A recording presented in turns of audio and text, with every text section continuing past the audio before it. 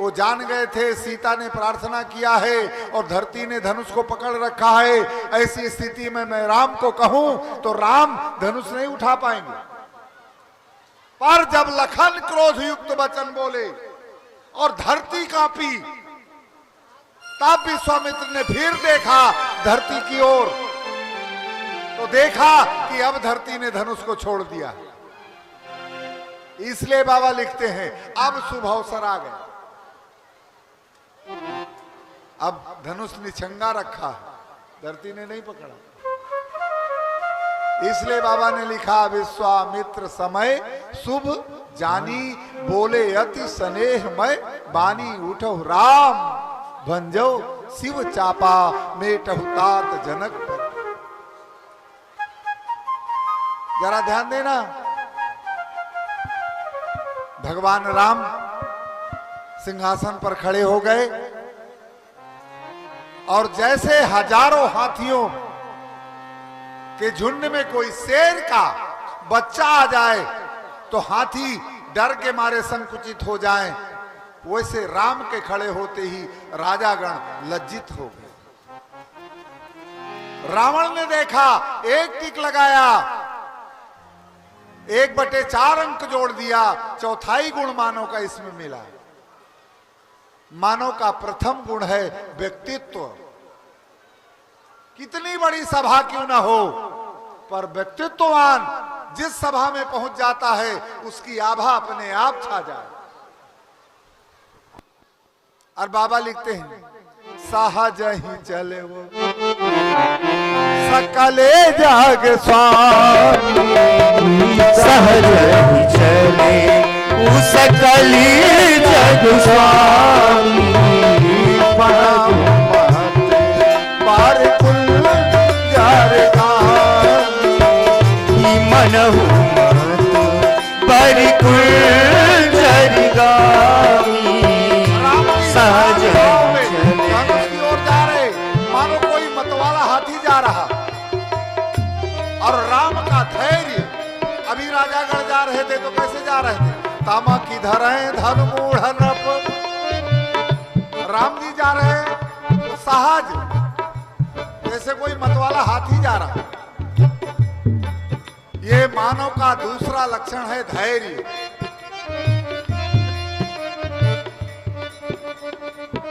तीसरा गुरु ही प्रणाम। रावण ने सोचा कि 75 अंक राम को प्राप्त हो गए,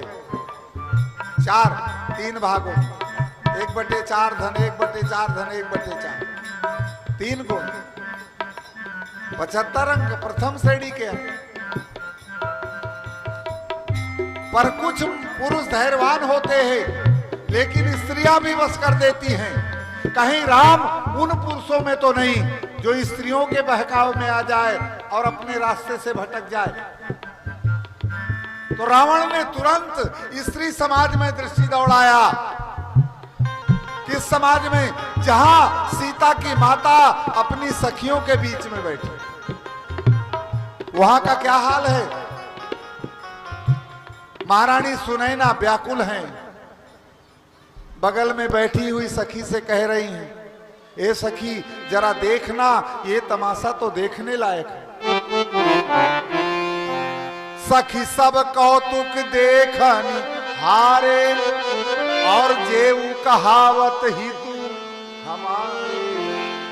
और कोई ऐसा नहीं है जो राजा को समझाए कि ये लड़का इस योग्य नहीं है।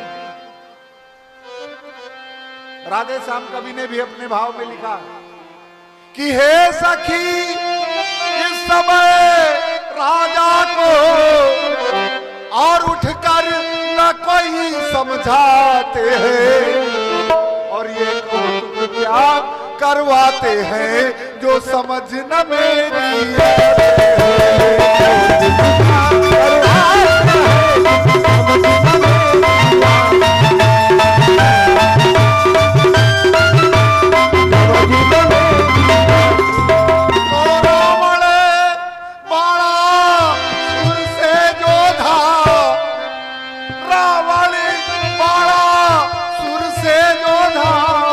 और हारे जब धनुष उठाने में, तो समय नष्ट क्यों करते हैं और इन बच्चों के खेल की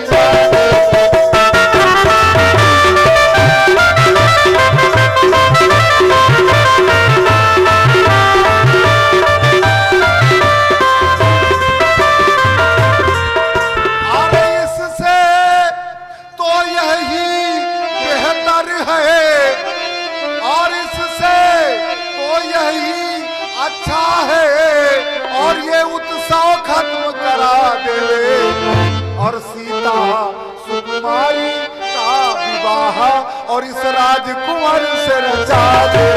सीता सुकुमारी का विवाह इस राजकुमार से करा दे। सीता सुकुमारी का विवाह इस राजकुमार से करा दे।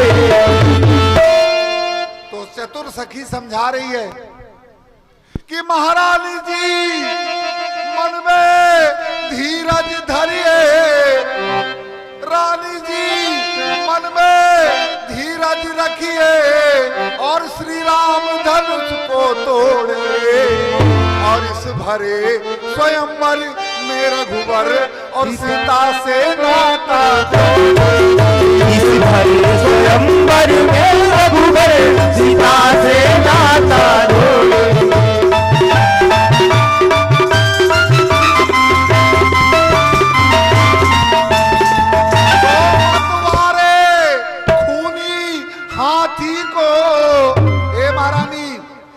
मतवाला हाथी क्यों ना हो, मतवारे खूनी हाथी को और छोटा सा अंकुश बस कर ले और कितनी छोटी सी महौषधि पर रोग भयंकर।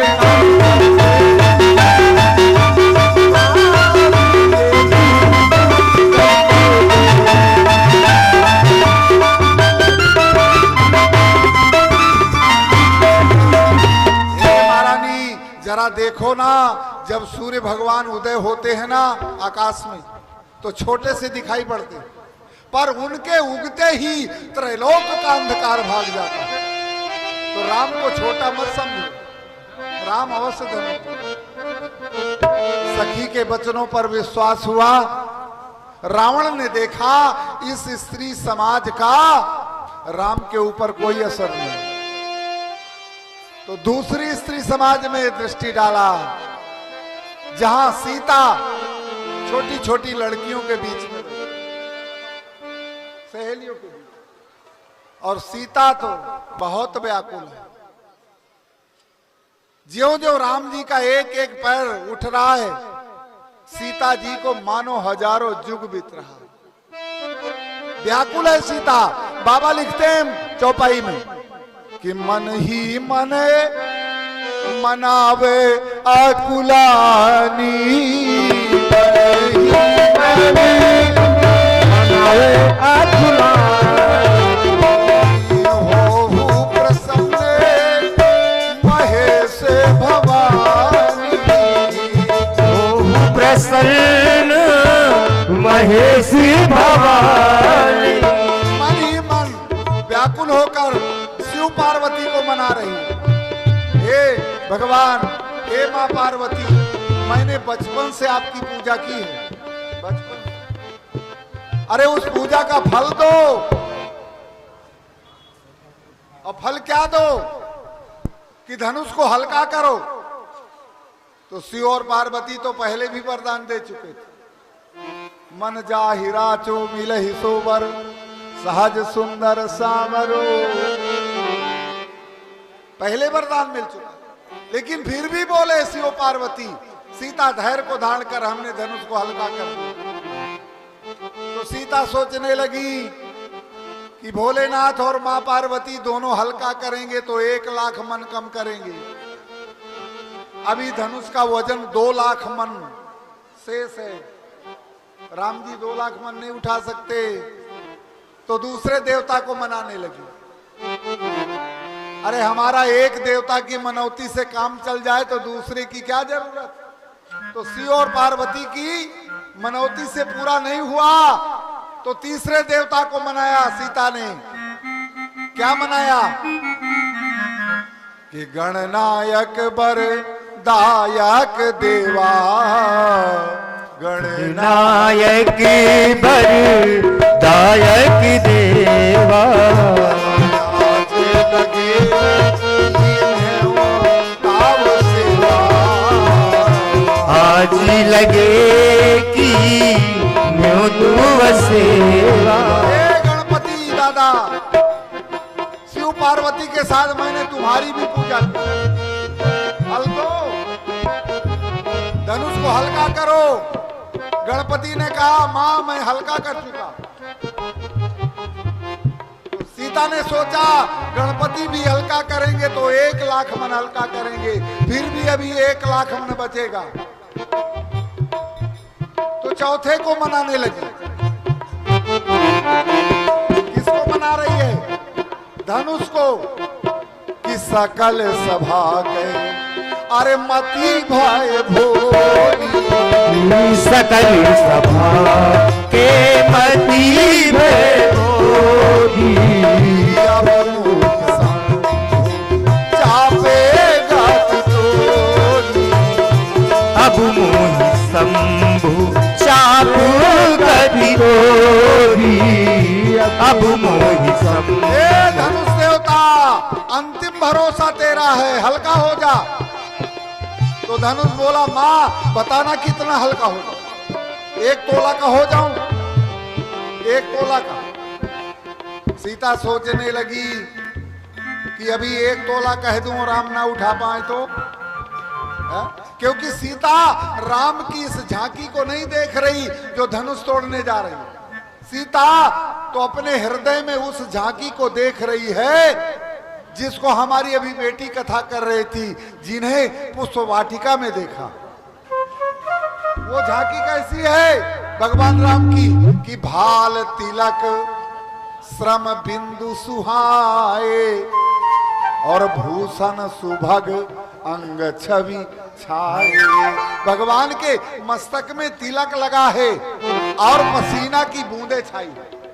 श्रम बिंदु, मेहनत का पसीना। राम जी मेहनत क्या कर रहे थे बगीचे में? फावड़ा थोड़ी चला रहे थे। क्या कर रहे थे? फूल तोड़ रहे थे। तो जिस पुरुष को फूल तोड़ने में पसीना आ जाए उसको भी 1 तोला कह दिया जाए तो शायद ना उठा पाए। चतुरता से जानकी जी बोली अरे मुझसे पैमाना मत पूछ धनुष, निज जड़ता लोगन पर डारी। अपनी कठोरता को बैठे हुए लोगों पर छोड़। अहोव हरुव रघुपति ही निहार। भगवान को देखकर हल्का। राम की चाल बदल गई कि कहीं सीता प्राण ना खो दे। रावण ने सोचा राम बदल गया, अब राम हार जाएगा, मानवता से शून्य हो जाएगा। लेकिन राम बड़े वेग में धनुष की ओर पहुंचे पर अपने कर्तव्य से नहीं चूके। अनोखा कर्तव्य कर दिखाया। कोई मर रहा हो उस समय आपको गुरु और भगवान की याद नहीं आएगी, उसको बचाने की याद आएगी। तो राम ने क्या किया? अरे गुरु ही प्रणाम मन ही मन कीना, गुरु ही प्रणाम मन ही मन कीना, अति राग उठाय धनुरीना, चढ़ावत थई चतगाड़े, लेत चढ़ावत थई चतगाड़े, काहू न लखा दे कि सब ताड़े। राम ने धनुष को उठाया और उठाया तो जान गए कि ये धनुष तो बहुत विशाल है। महाराज जनक जी की शर्त है कि डोरी खींचना है और अगर मैं अपने हाथ पूरे भी लंबे कर दूं तो धनुष बड़ा होने के कारण डोरी में दबाव नहीं कर पाऊंगा, तो ये टूटेगा नहीं। तो क्या करूं? चाहूं तो मैं अपनी भुजाओं को लंबा कर सकता हूं, पर ये बैठे हुए लोग जान जाएंगे कि ये कोई साधारण बालक नहीं है, तो नारायण। तो तो मेरा भेद खुल जाए। तो राम जी ने क्या किया, भेद ना खुले और ये धनुष टूट जाए तो उपाय किया, दम के वो दामिन घन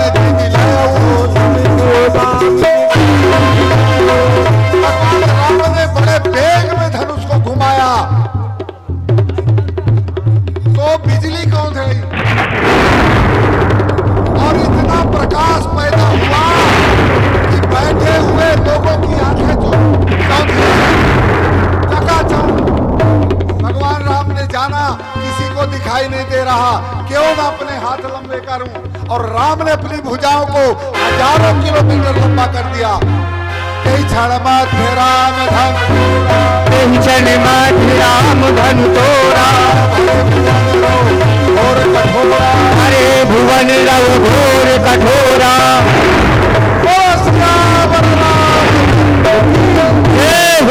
उसी क्षण के मध्य में भगवान राम ने धनुष को तोड़ दिया। लेत चढ़ावत खींचत गाढ़े काहू न लखा, कोई देख नहीं पाया राम ने कैसे धनुष तोड़ दिया। और एक अजीब अर्थ और आपको सुनाऊं, खासकर अपनी बिटिया के लिए। राम ने धनुष तोड़ा ही नहीं, क्योंकि वो धनुष टूटने वाला था ही नहीं। वो भगवान भोलेनाथ का, भगवान जैसे भगवान भोलेनाथ अनादि ब्रह्म है, तो अनादि ब्रह्म का ये अनादि अस्त्र था, इसका कोई आदि अंत नहीं था। ये टूटने वाला था ही नहीं। राम जी तो जानते थे कि ये टूटने वाला है ही नहीं, तो क्या करूं। तो राम ने बेग में धनुष को घुमाया तो बिजली कौन थी, सबकी आंखें चकाचौंध हो गई और राम ने उस धनुष को आकाश में फेंक दिया कि जाओ तुम्हारी यहां की सेवा समाप्त, कैलाश जाओ भोलेनाथ के पास। फेंक दिया। दम के दामिन घन जिम लयऊ, घन में आकाश में लय कर दिया। फिर क्या बाबा धीर धाली में लिखते हैं, पूनी धनु नभ मंडल सम, पुनः वैसा ही समान धनुष।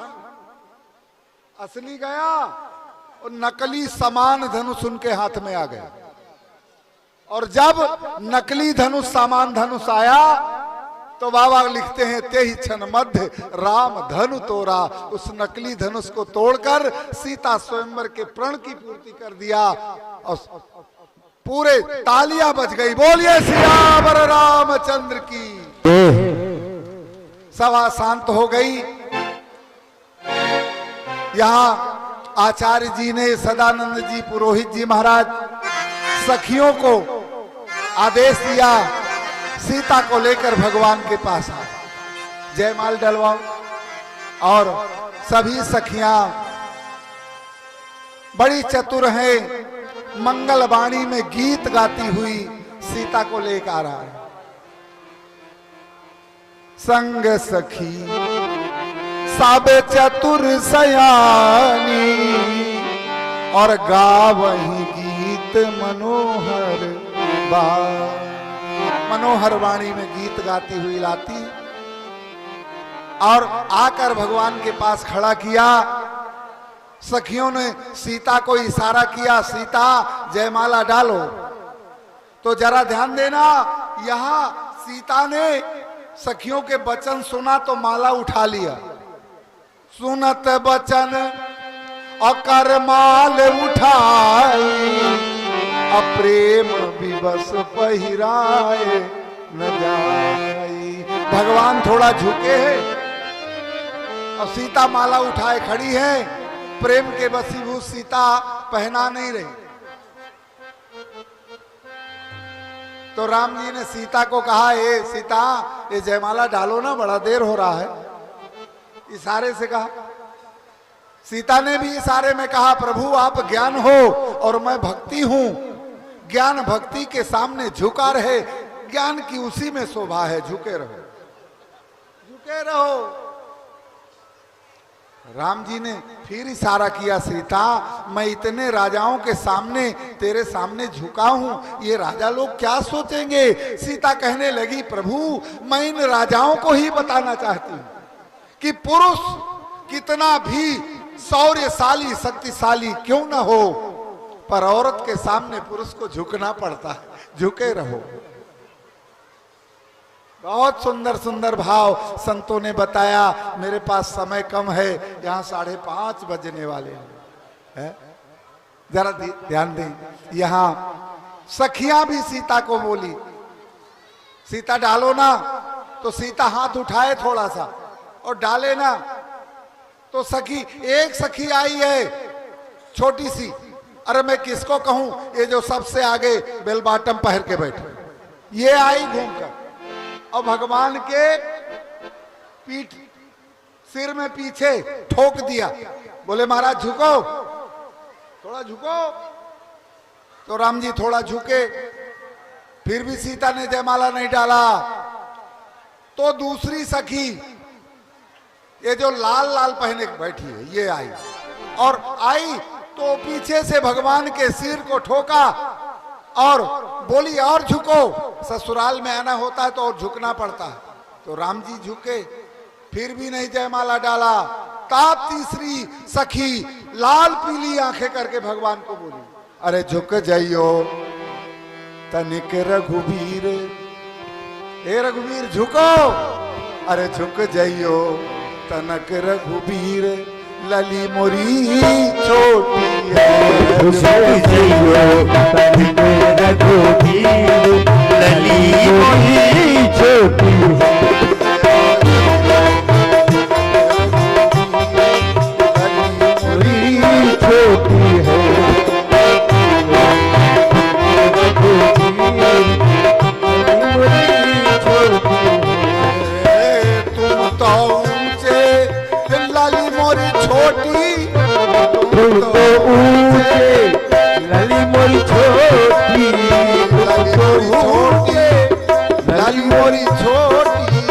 तुम तो ऊंचे लली मोरी छोटी,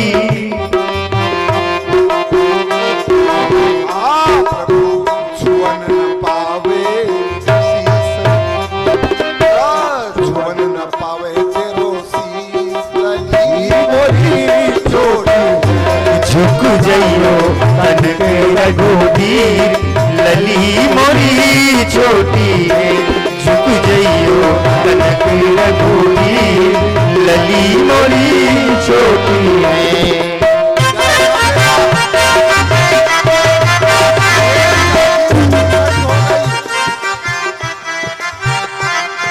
चौथी सखी खड़ी हो गई और भगवान को लाल पीली आंखें करके बोल रही, हे भगवान, हे प्रभु, कब से खड़े खड़े पाँव दुखन लागे, कब से खड़े खड़े पाँव दुखन लागे, पाँव दुखन लागे, पाँव दुखन लागे, पाँव दुखन लागे, पाँव दुखन लागे। प्रभु तुमको बड़े बेपीर लली मोरी, प्रभु तुमको बड़े बेपीर लली मोरी छोटी